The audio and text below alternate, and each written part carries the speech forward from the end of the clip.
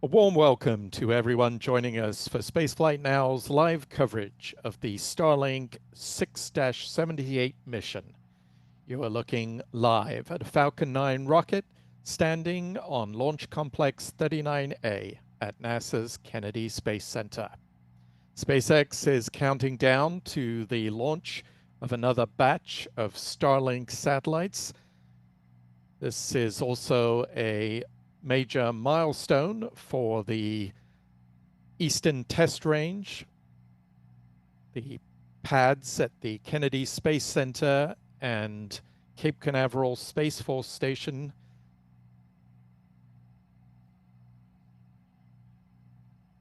This year, on this mission, they will have chalked up 100 launches. They already broke the record previously set in 2024 with 93 launches. They broke that record earlier this month and have reached this big milestone of 100 launches from Florida's Space Coast with this particular flight, assuming all goes well with the remainder of the countdown. We have about 57 minutes left on the clock before the liftoff of this Falcon 9 rocket. If all goes according to plan, it will roar away from pad 39A at 10:39 p.m. Eastern Time. That's 3:39 UTC for our viewers around the world. I'm Stephen Young, and I'll be providing commentary tonight. Will Robinson Smith is on vacation.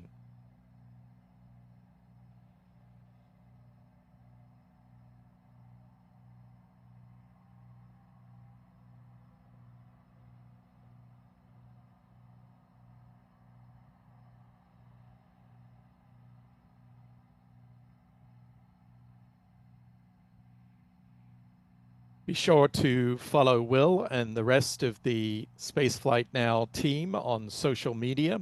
You can see their handles here.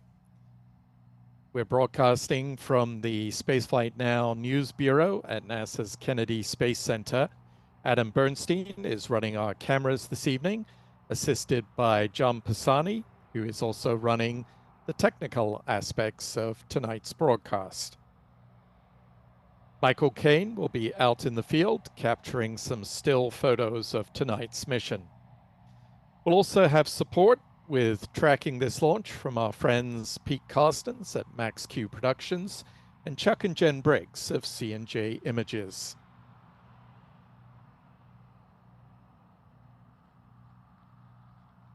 Also, a big thank you to our moderators in the chat for keeping the conversation civil and on topic.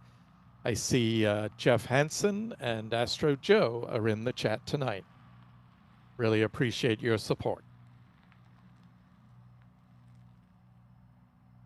Spaceflight Now is powered by our viewers and members. Please hit the like button, click subscribe, and the notifications bell so you will know when new live streams are posted and you won't miss any of our live streams.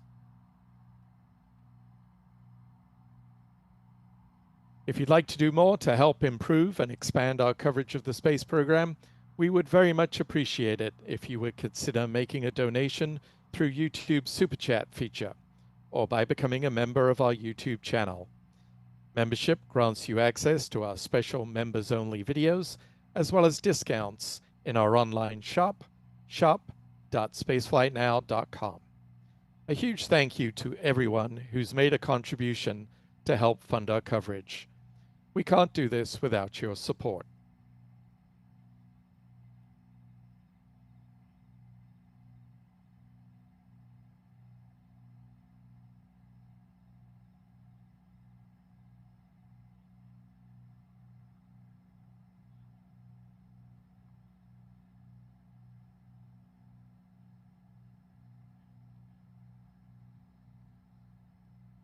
We're now about 15 minutes away from the point in the countdown at which the launch director will give their go for the start of propellant load for today's launch.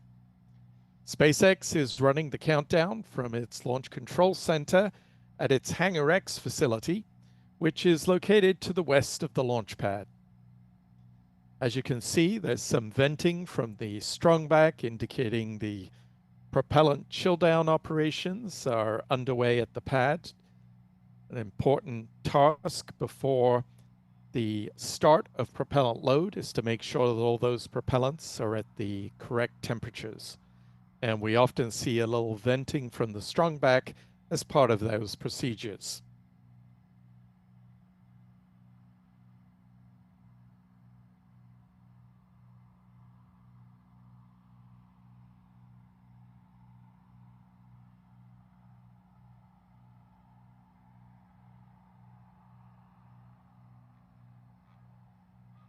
Yesterday, the 45th Weather Squadron issued a forecast giving a greater than 95% chance of acceptable weather for launch tonight.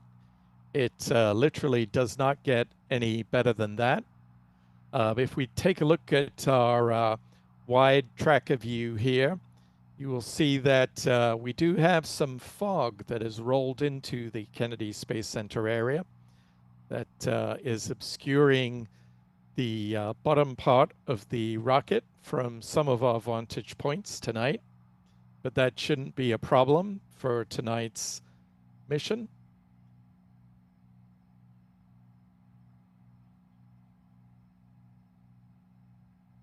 It's very rare to get a forecast of greater than 95%.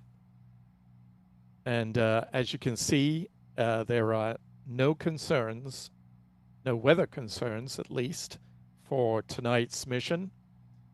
The forecasters don't like to give a 0% chance, so they hedge their bets a little bit with that less than 5% chance of a weather violation. Also, upper level wind shear and the booster recovery weather and solar activity risks are all low for tonight's mission.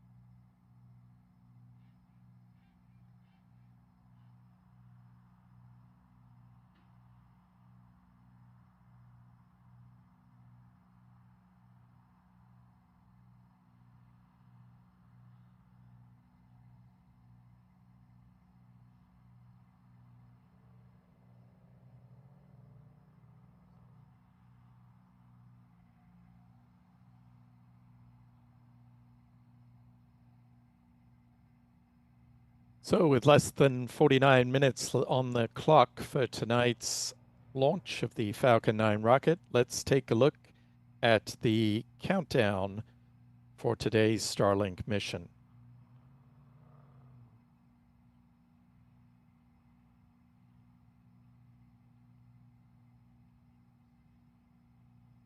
Around the T-minus 38-minute point, the launch director will report the results of their go, no-go poll. That poll is taken electronically in the Launch Control Center. If a go is given, propellant load will start at T-minus 35 minutes. That process begins with the loading of kerosene on the first and second stages, along with liquid oxygen for just the first stage. With 30 minutes on the clock, cryogenic helium load will get underway. That helium is pumped into carbon fiber pressure vessels located inside the rocket's propellant tanks. The helium pressurizes the propellant tanks as those fuels and oxidizers are consumed. This keeps the liquid oxygen and kerosene flowing into the Merlin engines. The helium load starts with the first stage and continues with the second stage 4 minutes later. Loading of kerosene aboard the second stage should wrap up at about the T-minus 23-minute point. That tank is the smallest on the vehicle, and the loading of kerosene into the much larger first stage fuel tank will continue until the final minutes of the countdown. The next major event is the start of the strongback chill-down process. The strongback is the large white structure that you can see in the box on the right side of your screen that sits alongside the launch vehicle at the pad. In addition to supporting the vehicle, it serves as the conduit for propellant lines, air conditioning, and power for both the rocket's second stage and the payload fairing. We'll see this chill-down process in action in the form of the so-called big vent. That large cloud of vapor will be seen as the liquid oxygen lines are cooled before the next major milestone in the countdown, which comes at the T-minus 16-minute mark, when it's the turn of liquid oxygen to start flowing through those strongback lines into the second stage. At T-minus 7 minutes, the chill down of the 9 Merlin first stage engines will get underway. This involves flowing a small amount of liquid oxygen through the turbo pumps and the plumbing in the engines, and that protects those Merlin 1Ds from the risk of thermal shock and damage during the startup sequence. About 6 minutes prior to launch, the first stage kerosene tank should be full. And then at T-minus 4.5 minutes, we'll see the strongback start to retract from the vehicle. It will recline to an angle of about 1.5 degrees, leaning back ever so slightly. It will stay there until liftoff, when it will throw back in a more rapid fashion, which will clear the way for the liftoff of the Falcon 9. About 3 minutes before liftoff, the first stage liquid oxygen tank should be full. Then around 2 minutes before launch, liquid oxygen loading should be complete on the second stage.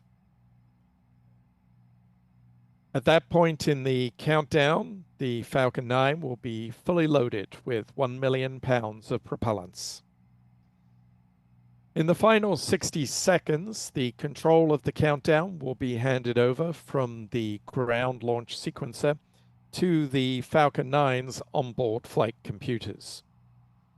The propellant tanks will be brought up to flight pressure, and if everything is looking good, the SpaceX launch director will give their final go for liftoff. The engine ignition command comes at T-minus 3 seconds. If all 9 of those Merlin 1D engines at the base of the Falcon 9 are healthy, the flight computer will command the hold-down clamps to release the Falcon 9 for liftoff at T0, which tonight is at 10:39 and 30 seconds.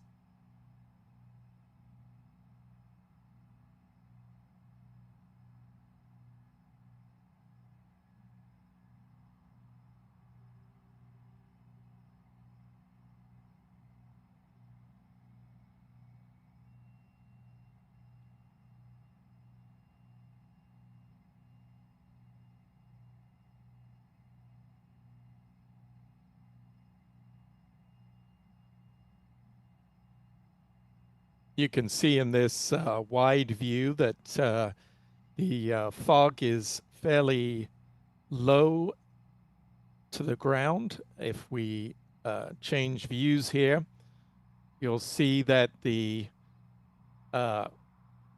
view from other locations is getting a little obscured, and you can see the fog in those spotlights there, which illuminate the US flag that flies at the press site here.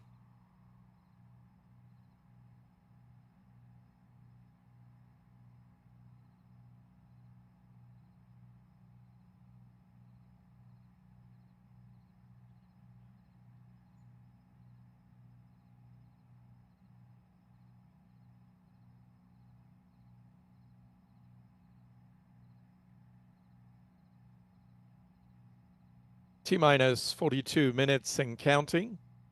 Around this time, the go, no go poll should be taking place, or may even indeed be wrapped up by now.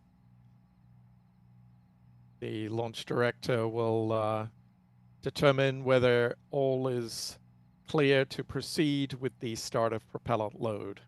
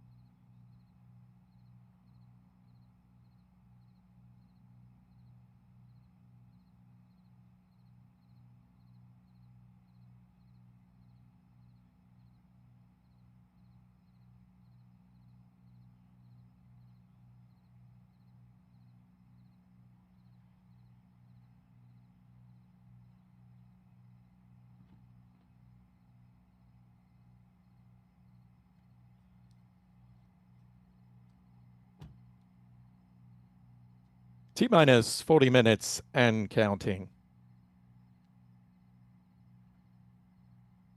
This launch will be the 100th launch from Florida's Space Coast.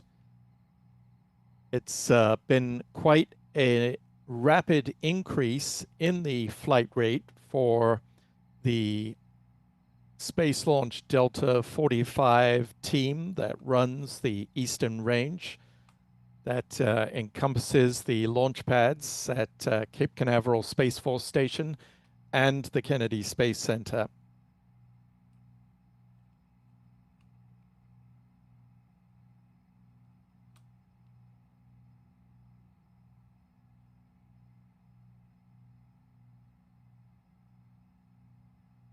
Until 2020, the annual launch rate from the pads here at the Cape very rarely exceeded 25 launch attempts in a year. In fact, you have to go back to the mid-60s for the last time that happened, prior to 2020. This dramatic increase in the launch cadence has pretty much been driven by SpaceX, which has been able to achieve this launch rate primarily through the ability to reuse the first stage of the Falcon 9. Tonight's Falcon 9 first stage will be making its 23rd flight tonight. In fact, SpaceX accounts for 91% of the launches since 2020 that have occurred here at Cape Canaveral. This year, SpaceX has chalked up 92 flights from the Kennedy Space Center and Cape Canaveral Space Force Station. The remainder of the 99 launches so far this year are made up by 5 flights by United Launch Alliance, 4 of the Atlas V, and 1 of the new Falcon vehicle, and also 2 flights now by Blue Origin's New Glenn rocket. On this chart, we list all launches, successful or failed or partial failures, and we want to thank Jonathan McDowell, who we drew this the data for this chart from Jonathan's excellent resource at planet4589.org.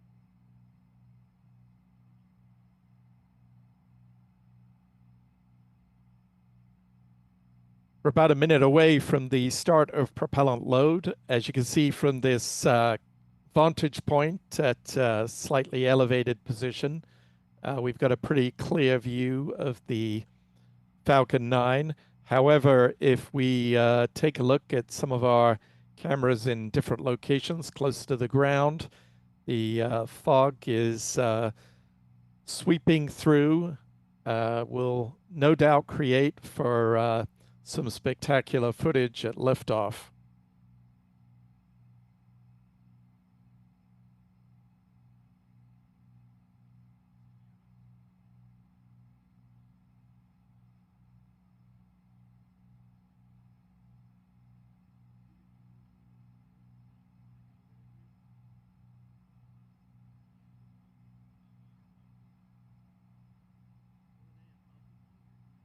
T-minus 35 minutes and counting.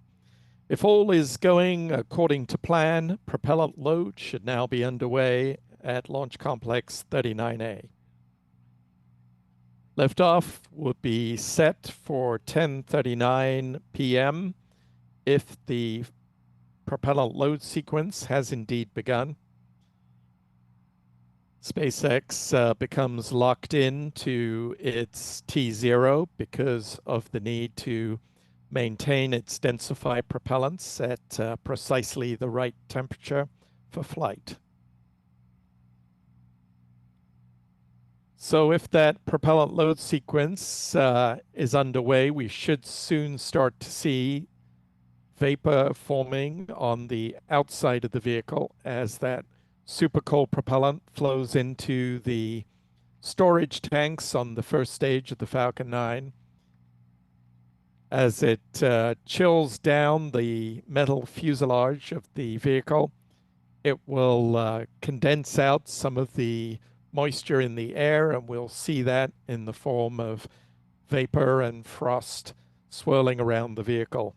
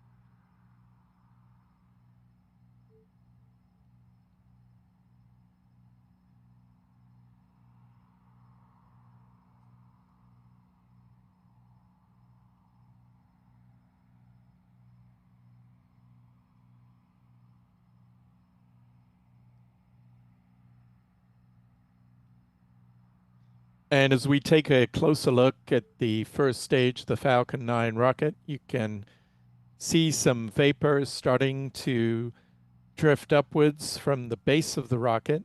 And if you look at the white line that crosses the first stage of the Falcon 9, where the strongback tapers inwards, you can see some of that vapor wisping up and off the vehicle. So visual confirmation that the start of propellant load is indeed underway. 3 of the 4 propellant tanks on the rockets are being loaded at this point. Those are the kerosene tanks on the first and second stage, and the liquid oxygen tank on the first stage.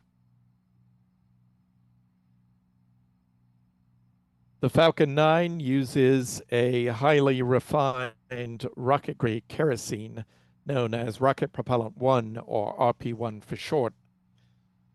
The oxidizer is super chilled liquid oxygen. By densifying this oxygen, SpaceX can pack in more propellants and gain more performance than is possible with your standard liquid oxygen used by most launch companies.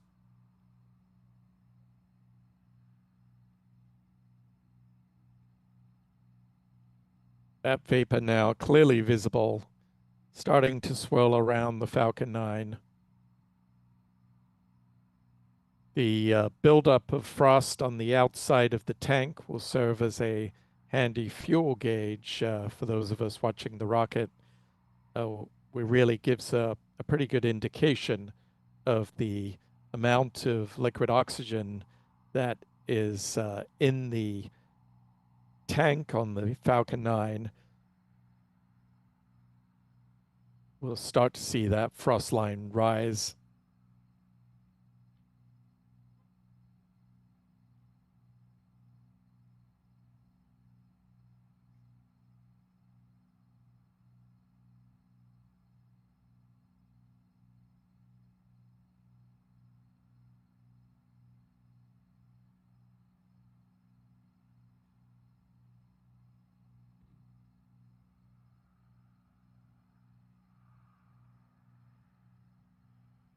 Now less than 30 minutes to the launch of this Falcon 9 rocket with its cargo of 29 Starlink satellites.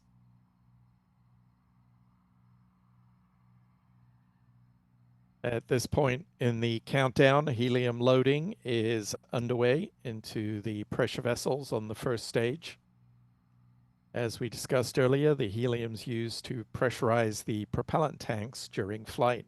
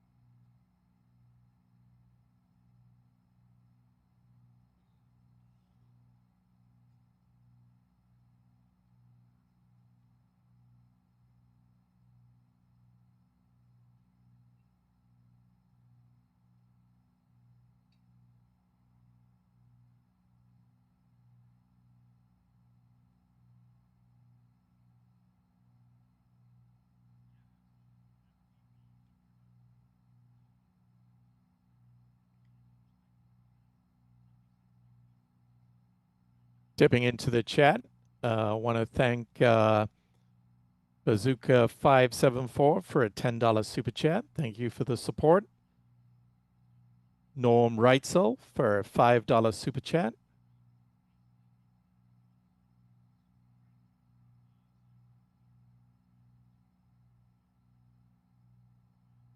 Actually, 2 $5 super chats from Norm.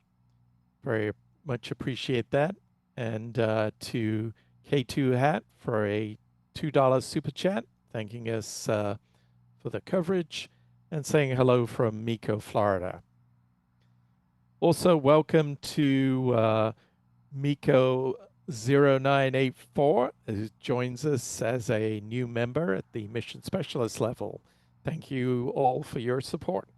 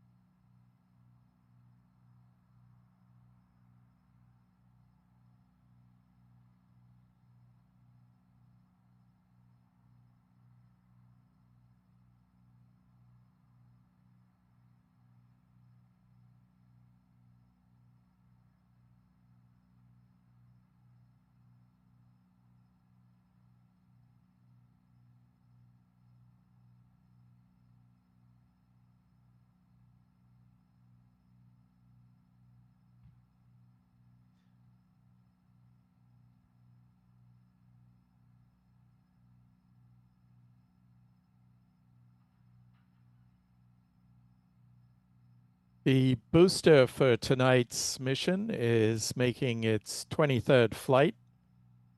Booster 1080 joined the SpaceX fleet back in May 2023. Its maiden launch carried the Axiom 2 private crew to the International Space Station.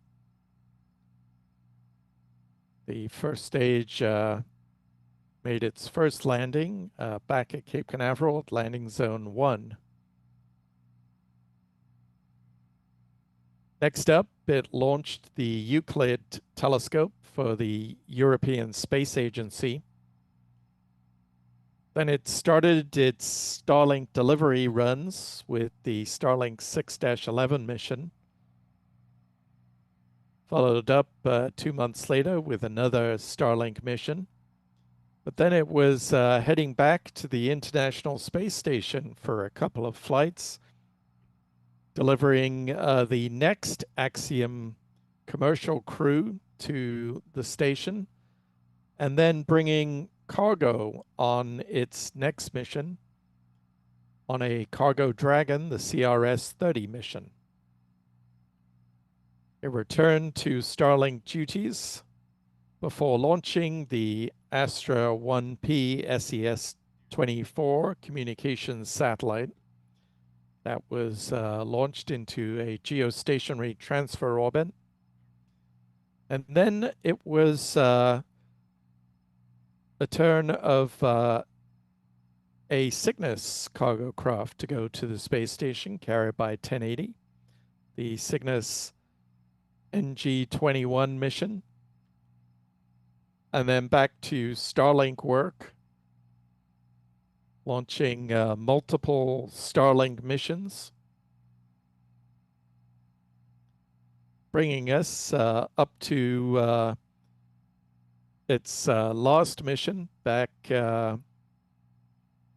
in September. And it's continuing that work to build the Starlink constellation for SpaceX's internet service.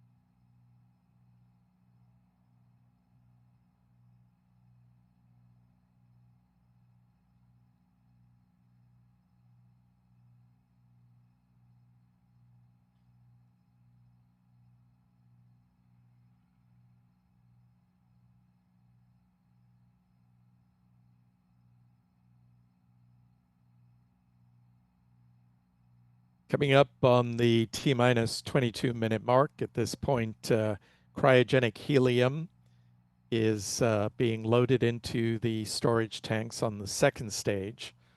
Also, at this point in the countdown, the loading of kerosene into the second stage fuel tank should be wrapping up. That's the smallest tank on the vehicle, so they get that job out of the way pretty quickly.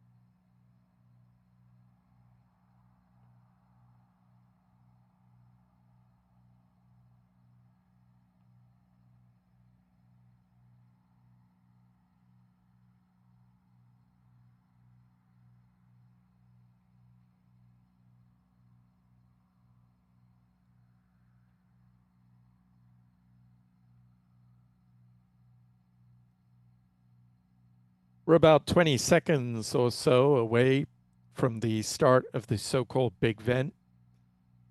That visual indication that the chill down of the strongback structure is underway. We'll stand by for that.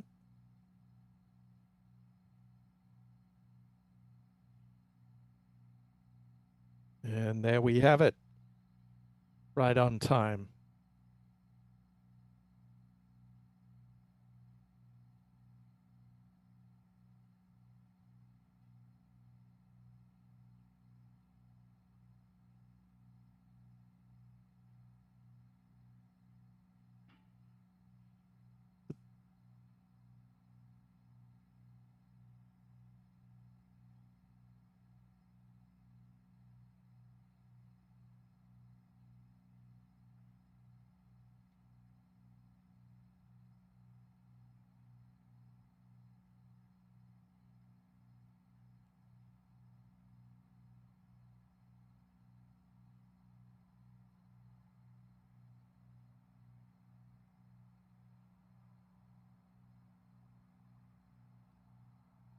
A very still night here at the Kennedy Space Center. The vapor from the strongback vent just falling to the pad deck and spreading out. Quite a spectacular sight tonight.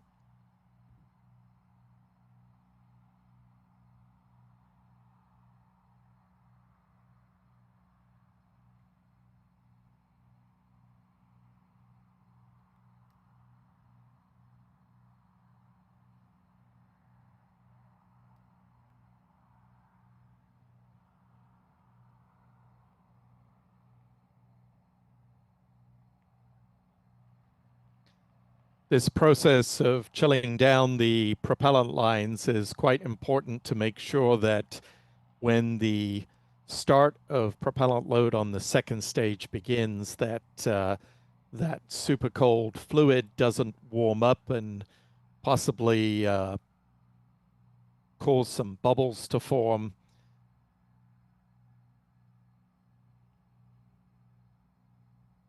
It's a tricky process handling cryogenic propellants, but SpaceX seems to have mastered this technique.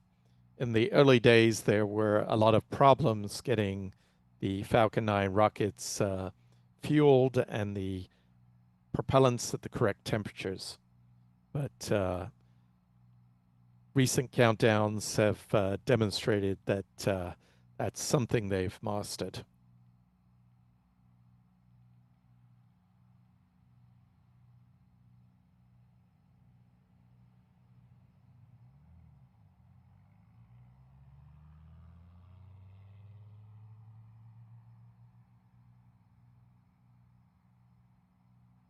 This is going to be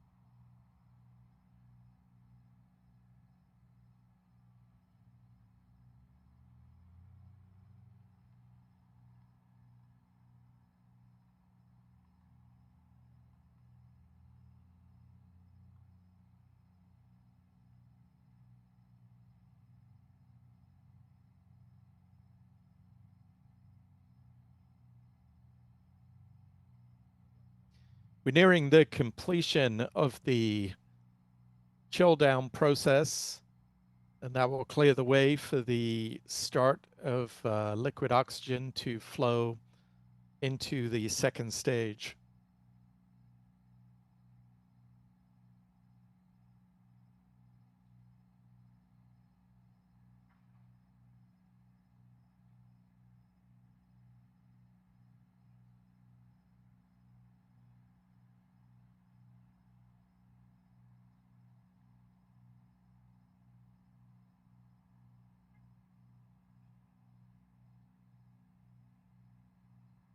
There we see that process wrapping up now. The end of the vent. And as we approach the T-minus 16-minute mark, that will signal the beginning of propellant load for the second stage.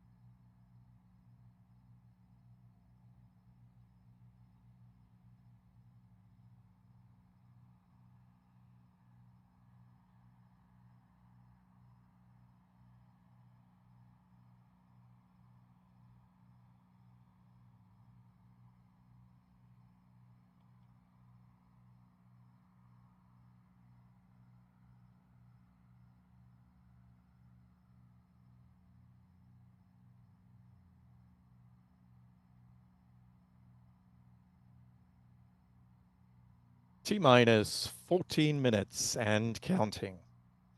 Let's take a closer look at the Falcon 9 vehicle. It stands 70 meters or 229 feet tall and has a diameter of 3.66 meters or 12 feet. The bottom 2/3 of the rocket is the first stage. Today's first stage booster has flown 22 times before and has the tail number 1080 in the SpaceX fleet. At the base of the first stage are the 9 Merlin engines, which burn rocket-grade kerosene and liquid oxygen to produce 1.7 million pounds of thrust. Around the engine compartment, you can see the black carbon fiber landing legs that will be used to land the first stage on the drone ship. Moving up the rocket, we come to the interstage. This is a composite structure consisting of an aluminum honeycomb core surrounded by carbon fiber. In the inset image, you can also see the deployable hypersonic grid fins. These are the titanium winglets that provide stability and steering for the Falcon 9 as it falls through the atmosphere, tail first, like a dart. At the top of the interstage are 3 mechanical latches that attach to the second stage. At first stage main engine cutoff, high pressure helium is used to release those latches, and 4 pneumatic pushes ensure there is a clean separation. The second stage engine nozzle is safely housed inside the interstage adapter until stage separation. This part of the rocket is powered by a single modified Merlin engine called a Merlin vacuum engine, or MVAC. It's equipped with a large nozzle that is optimized for burns in the vacuum of space.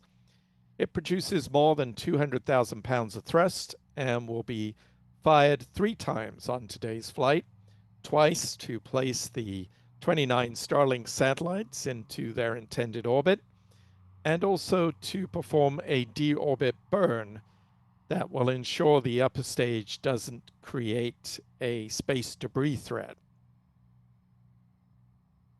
The MVAC engine uses the same propellant as the first stage, kerosene and liquid oxygen. At the very top of the rocket is the payload fairing, containing the 29 Starlink satellites. The payload fairing is made up of a carbon composite material and is 13.1 meters, or 43 feet tall, and 5.2 meters in diameter.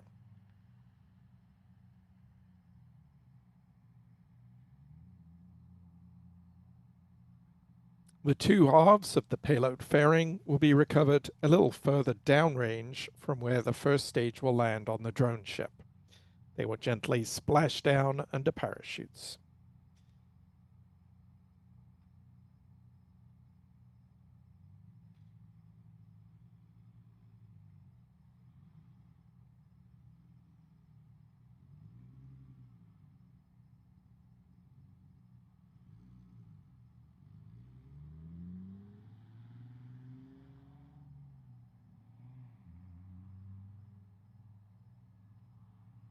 T-minus 10 minutes and counting.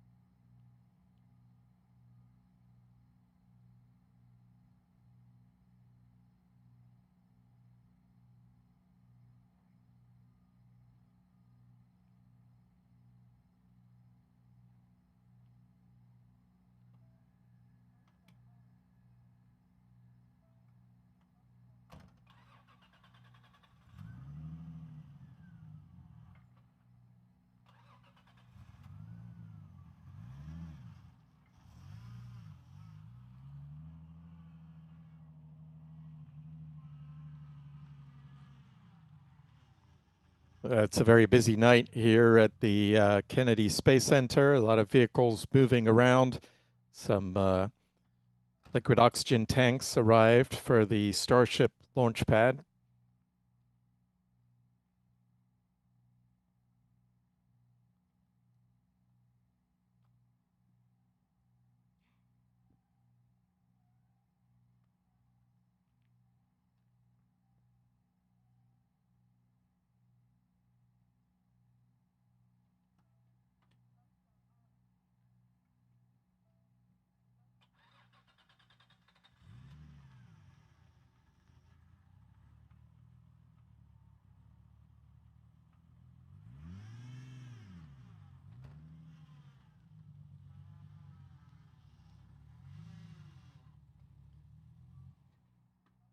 Tonight's mission will pitch to the southeast after lifting off from the pad.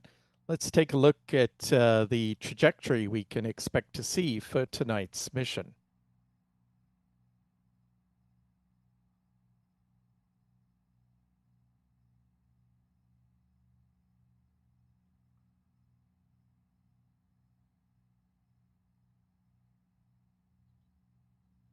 Following liftoff from Space Launch Complex 39A, it will head in that southeasterly trajectory.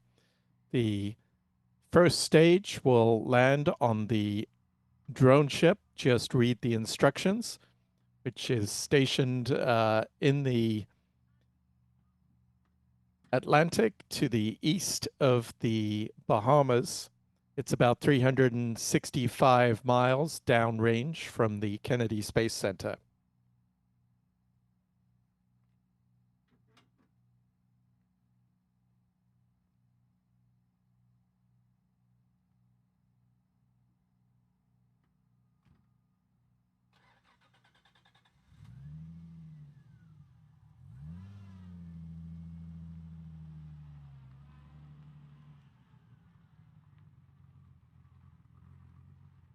Being told by some of my colleagues that those tanks that arrived at the press site might not be destined for the Starship pad, might be going elsewhere. But nevertheless, a lot of activity at the press site.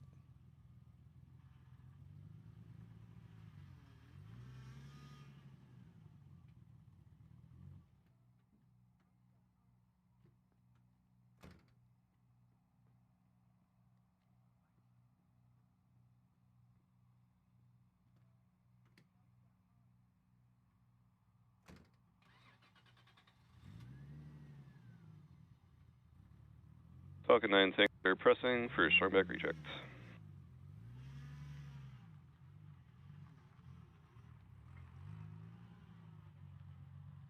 And as you can hear, we're starting to get countdown audio from SpaceX and some visuals from the cameras at the pad. This view coming from the north side of the vehicle. Started.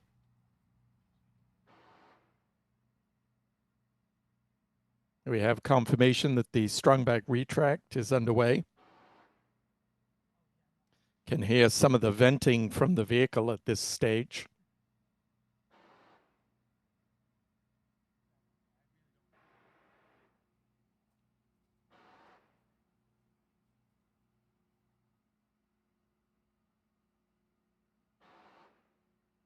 Starting to see those clamp arms open up that were supporting the Falcon 9.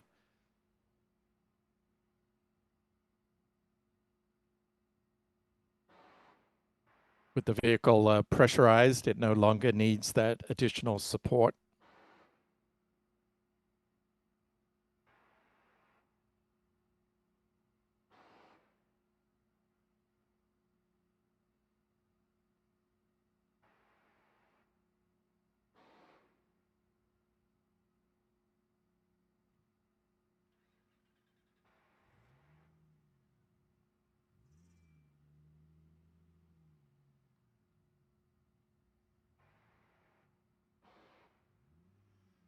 That strong back structure retracts to an angle of about 1.5 degrees.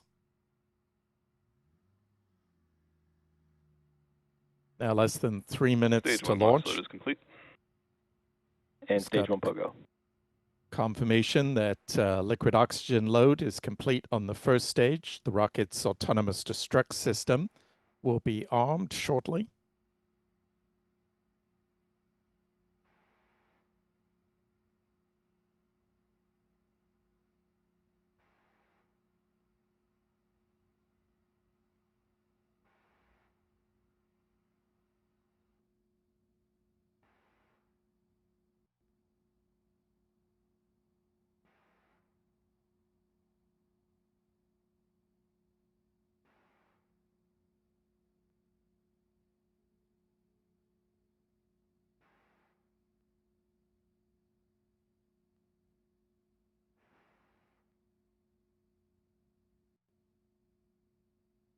2 minutes to launch.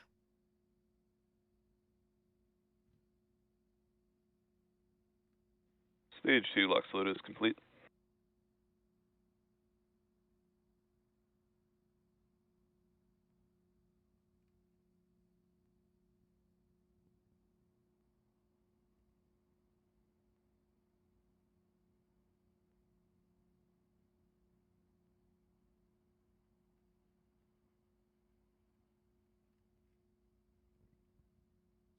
Ground gas closeouts has started.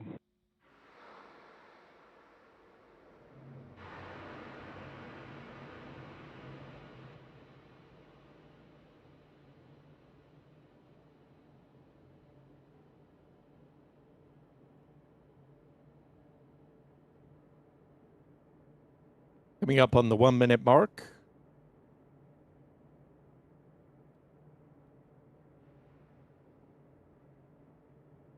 Falcon 9 is in startup. We have confirmation the onboard computers have control. Now standing by for the launch director's final go.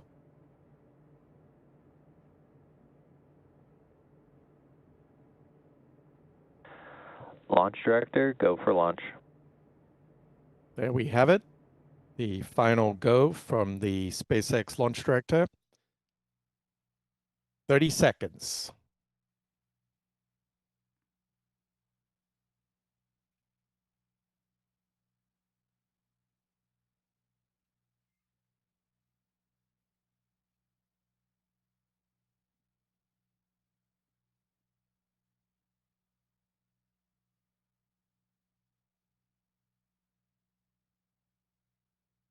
Five, 4, 3, 2, 1. Booster ignition and liftoff. Liftoff of the Falcon 9. The 100th mission from the Space Coast this year.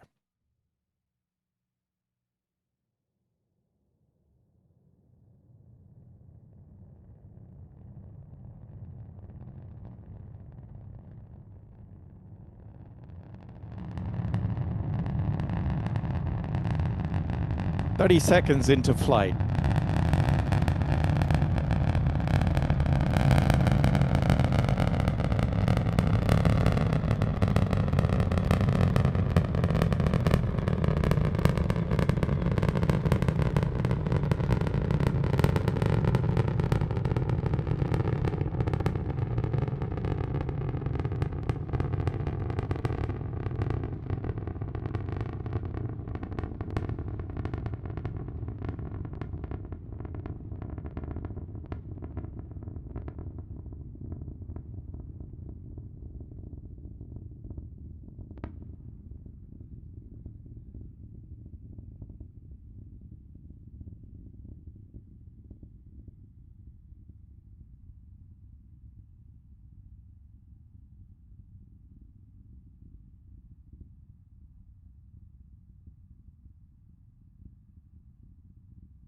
Falcon 9 is now traveling faster than the speed of sound and experiencing the maximum aerodynamic pressure.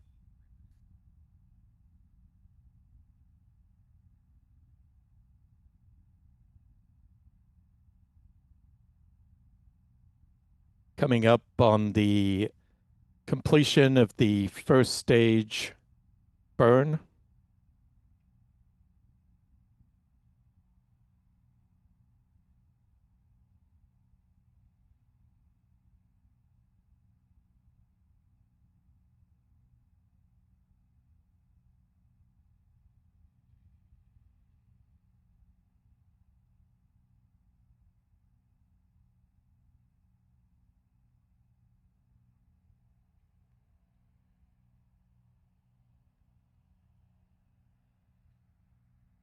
There we see cutoff.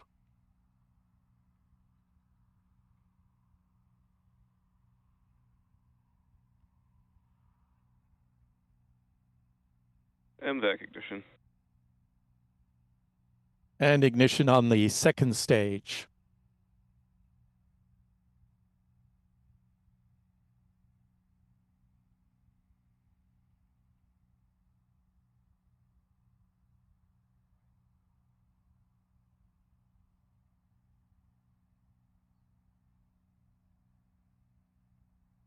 Separation of the payload fairings, seeing that in real time. Confirmed. And they're on the onboard cameras.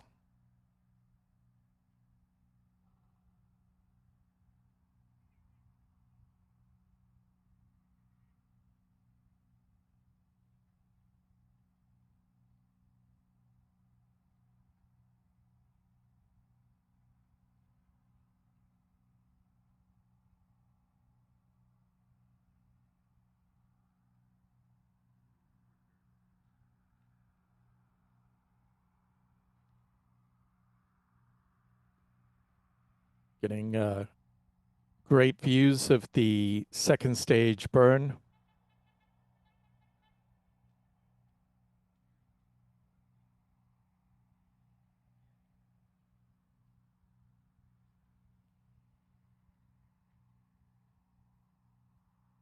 In our wide camera here, we can just about make out the plume on that second stage.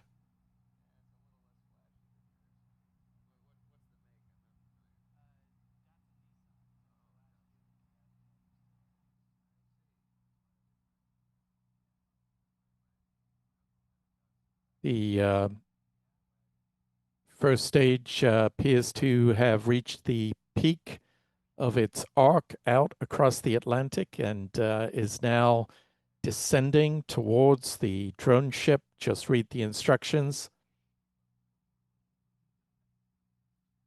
It's making a 350, 360 mile trip downrange to that point.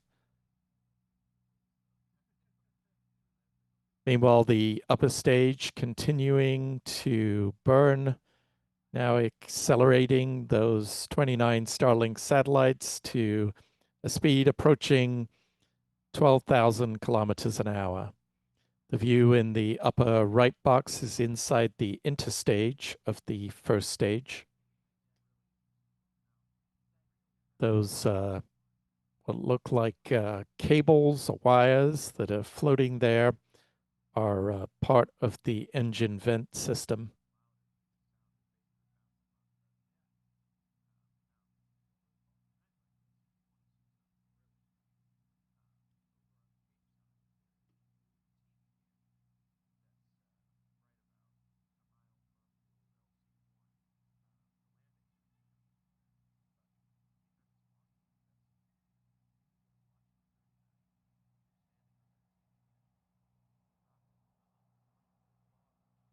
Stage 1 FTS safe.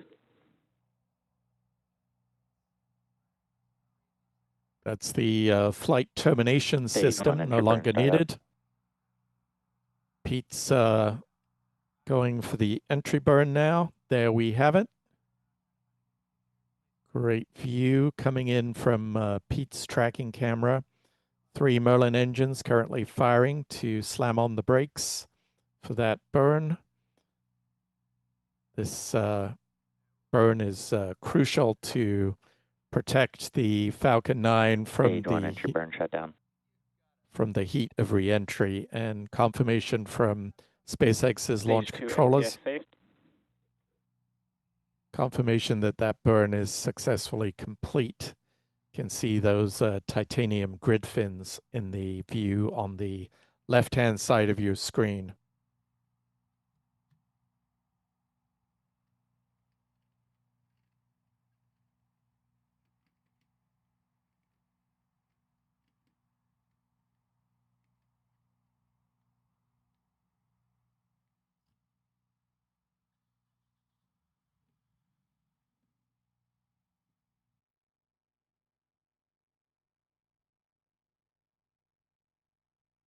Stage 1 transonic.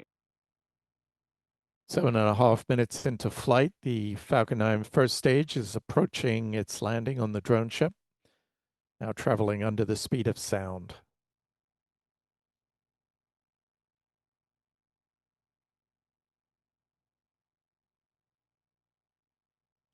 We'll ignite a single engine for this landing burn. Stage 2 is in terminal guidance. Stage 1 landing burn.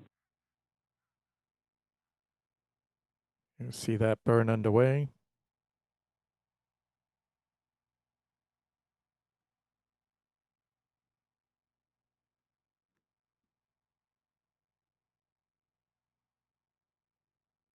Stage 1 landing leg deploy.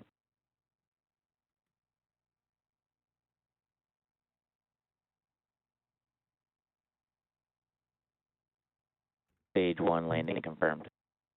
And touchdown of boost at 1080.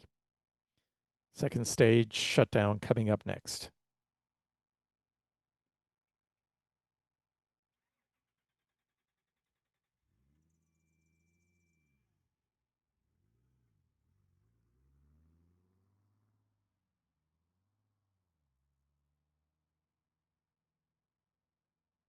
Nominal orbit insertion. Confirmation from SpaceX that the Falcon 9 has placed the Starlink satellites into their parking orbit.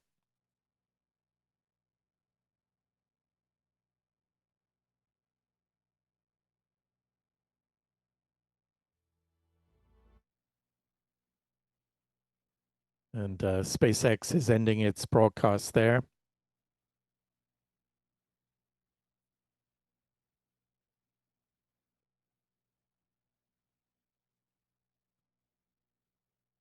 The second stage with the 29 satellites attached is now in a coast phase that lasts about 45 minutes.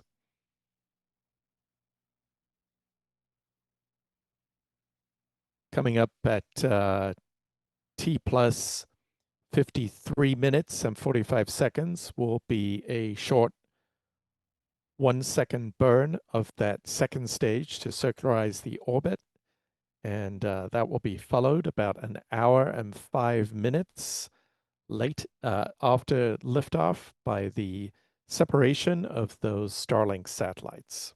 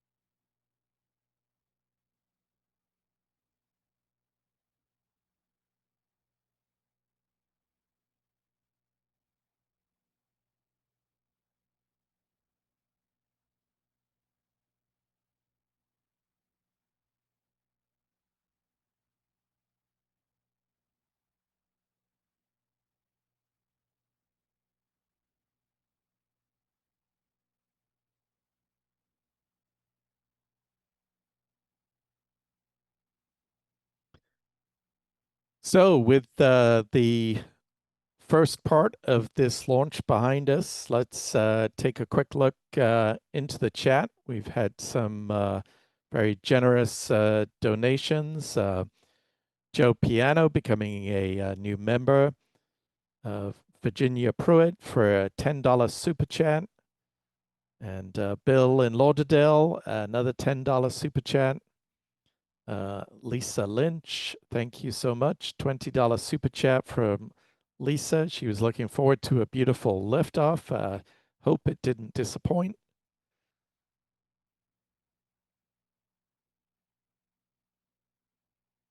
$5 super chat from Skunk Hogger PS. Welcome to Clyde Smith joining us as a new member at the pad level, pad leader level. Monkey Tree Rob for a $5 super chat. And finally, Lombax 65 for a $20 super chat. Thank you all so much for your generosity and your support of the channel.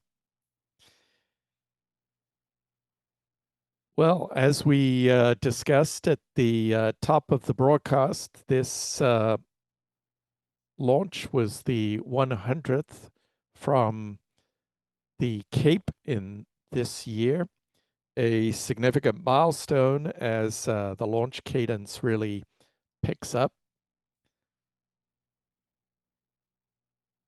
with SpaceX dominating the launch table.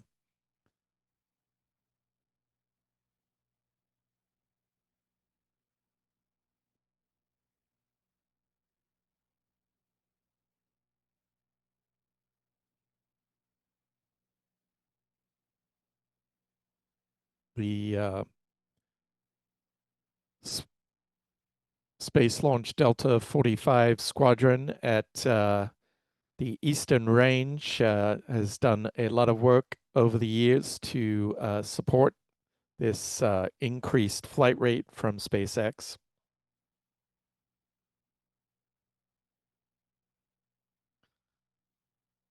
Let's take a look at the chart that I showed you at the beginning of the evening, except now having the bar for 2025 now touching the 100 mark with this successful launch so far of the Falcon 9 on the Starlink 6-78 mission. As you can see, the bulk of that increase has come over the last 5 or 6 years.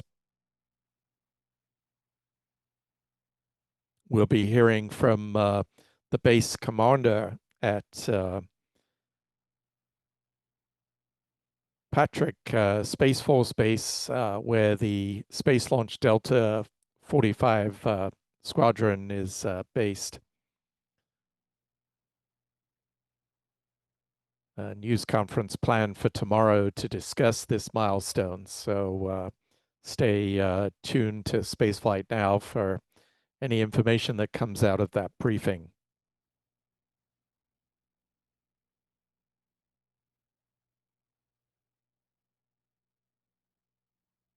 If we start to take a look at the mission stats now, this was the 23rd flight of Falcon 9 Booster 1080, the 566th Falcon 9 launch to date, 149th Falcon 9 launch of 2025,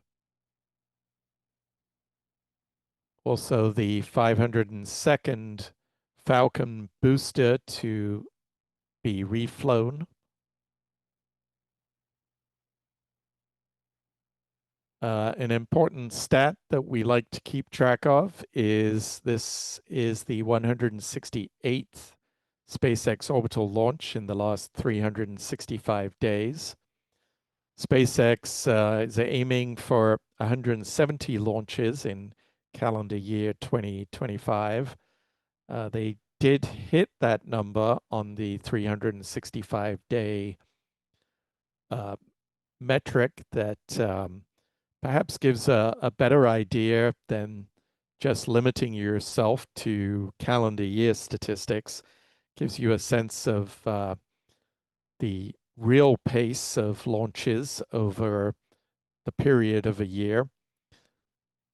They did hit 170, I believe, on November 11th. So they've lost a little bit of ground on this statistic, but still holding in that region just below 170 launches in the last 365 days. This was the 122nd SpaceX orbital launch from Pad 39A and the 216th overall from this historic launch site, which saw the flights of Apollo 11 and the maiden flight of Space Shuttle Columbia take place from this particular pad. So looking at our booster recovery stats, this was the 142nd landing on Just Read the Instructions. There have been 2 vessels that have bared the name Just Read the Instructions. The first one was damaged beyond repair by a failed landing in the early days of SpaceX's recovery efforts. And the statistic here is for the new vessel that took on the name Just Read the Instructions. One of these launches also is a failed, one of these landings is a failed landing, one of the 142, but the vehicle did touch down, albeit not successfully. Overall, this is the 439th SpaceX landing on a drone ship at sea, the 537th booster landing overall. And as far as US vehicles, we have a new statistic on the chart with Blue Origin's New Glenn rocket joining the landing statistics. So the total for all booster landings is now 538 with that New Glenn landing last week. Here's a look at the bar chart for the Falcon 9 family over the last 15 years since the introduction of the Falcon 9 in 2010. Quite a remarkable upward curve there. And then when we look at the overall space industry stats for this particular year, this was the 100th orbital launch from Florida, the 158th orbital launch from US soil, the 172nd orbital launch from a US rocket company, including the flights of Rocket Lab from New Zealand, Rocket Lab being a company registered in the United States. It was the 273rd orbital launch attempt globally, of which there have been 6 orbital launch failures.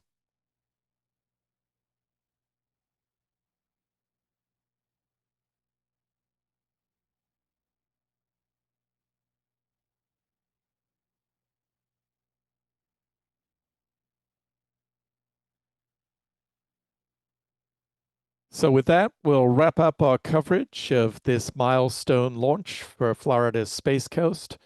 100 launches and counting in 2025. Just want to give a big thank you to the Spaceflight Now team, to Adam Bernstein and John Pisani, who were running some of our tracking cameras at the press site, and John, who was assisting also with the performing double duty with helping out with the technical side of today's broadcast. Michael Kane was in the field capturing some still imagery, and we'll get some of those posted on social media very soon. Also, a big thank you to our moderators in the chat, Rick Donner, Jeff Hansen, I believe Astro Joe was there too. Thank you so much for your support tonight. Also to our tracking team spread throughout the Space Coast, Chuck and Jen Briggs, who were in Titusville tonight, and Pete Costins of Max Q Productions, who was tracking the rocket from the south.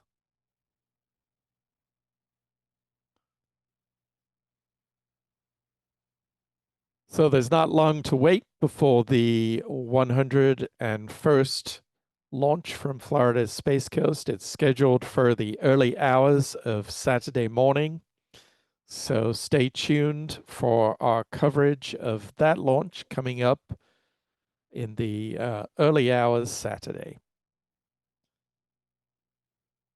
So with that, I'll wish you a very good night, and we'll see you next time. Goodbye.